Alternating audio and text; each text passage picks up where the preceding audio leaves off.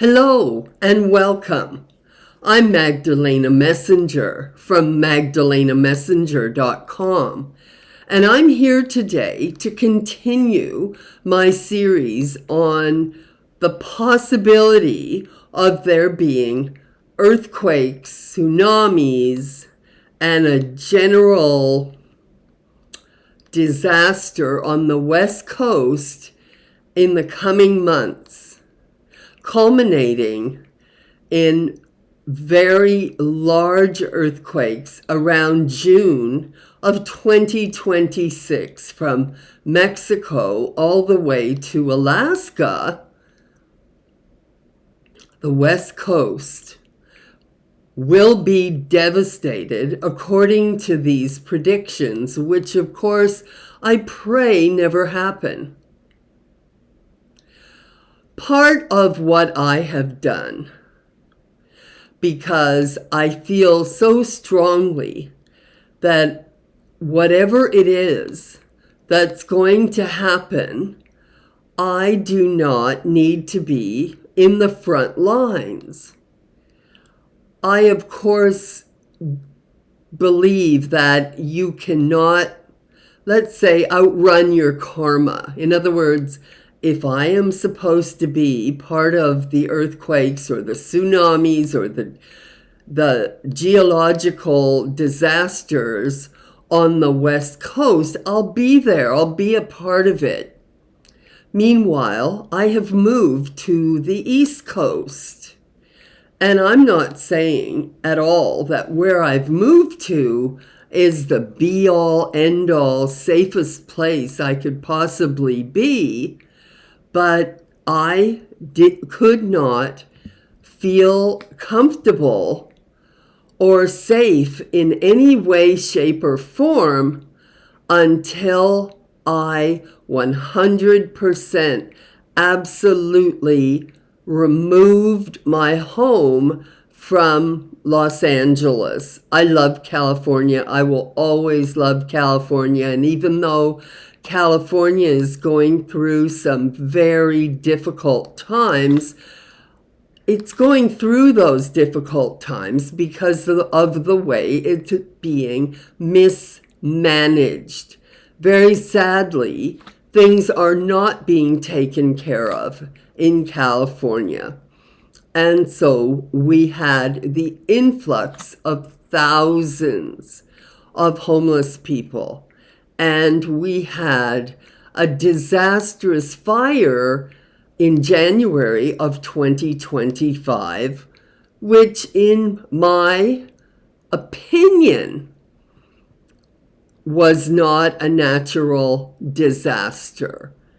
Many people share this idea with me, share this thought with me, that fire did not make sense any more than the fire in Maui, Alberta, the flooding of North Carolina.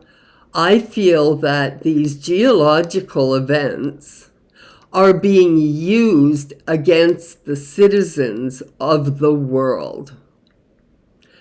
That every house that burned all the way down, like melted to the foundation, and then randomly, for no reasonable explanation that anyone could come up with, there was sometimes a row of houses that didn't burn, or one random house that didn't burn. Meanwhile, the man who ran for mayor, Rick Caruso, knew there was going to be some kind of a problem and hired private firefighters to save the Palisades that he had built up into a commercial area. And those buildings were saved. Now they need to be reconstructed from all the smoke damage and so on, but he will make that happen. He's a builder, not a philosopher of any kind, but he has excellent philosophies, but he is a practical thinker. So, what do I expect by saying this to people? Am I just trying to scare you? Am I just trying to make you feel like, oh my gosh, like I figured it out and you haven't figured it out? Not at all. I truly believe that there are solutions to the problems of migrating. And since the beginning of time, humans have migrated, moved from one part of a country to another part of the country. And they have also immigrated and so on. And so, in this case, and for many years, there have been warnings to move away from the coasts, that the ocean will rise, and this would be part of the prediction that the oceans will rise 3 feet.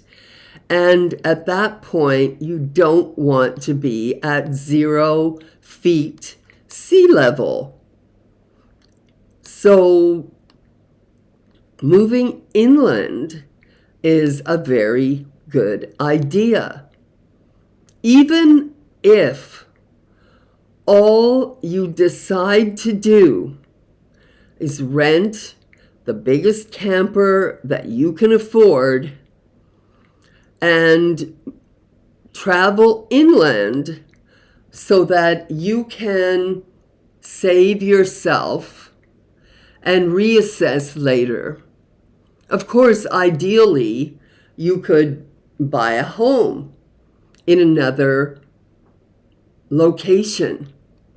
I realize not everyone is going to be able to do this. And I realize this will become a very chaotic time in our country, which is very, very sad, because we were all looking forward to having a golden 2026 when the American nation celebrates our 250th year anniversary, and it is also the 80th birthday of our president. 2 events that happen close together in the middle of June and, of course, July 4th. If this happens the way that I understand the prediction, if these disasters happen, they'll happen around the middle of June, maybe a little sooner, but there will be many, many earthquakes starting in November and December, and then increasing in intensity January, February, March, and then increasing in intensity April, May, June, culminating in June, and possibly even in May, with overwhelming devastation.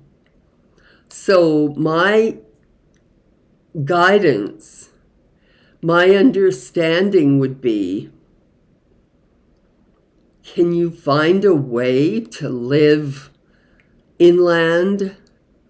Is there a place that you could go? Now, part of this prediction is that there will be also affected will be Yellowstone, which will blow. There'll be a huge volcanic ash cloud that will hang in the sky for a year or a year and a half in that region. It will move back and forth to some degree, but mostly it will devastate that area, literally block out the sun, create intense pollution. And because we're going to lose the farmland of California, we will also lose farmland possibly as northern as Lower Canada. at the border of Canada, and of course the states near Yellowstone and so forth. And so the other thing that has been suggested, and I'm here to pass that along, is that we stock up on frozen vegetables and frozen fruits. And if you have a house, buy a freezer. Fill it with frozen food in advance. Frozen food holds its nutrition very well. And I would say be prepared for a gigantic migration. Be prepared for all the people who participate in this devastation. And by that I mean all the people who are victimized by this devastation. I believe death is never an accident. And that may sound harsh. However, there are some things, in my opinion and my understanding as a psychic medium, that are absolutely written in stone. When we're born, who we're born to, our parents, in other words, our siblings. I feel like there's some leeway there, but certainly when we die, who we marry, who we have children with, who our children are, and we have a lot of,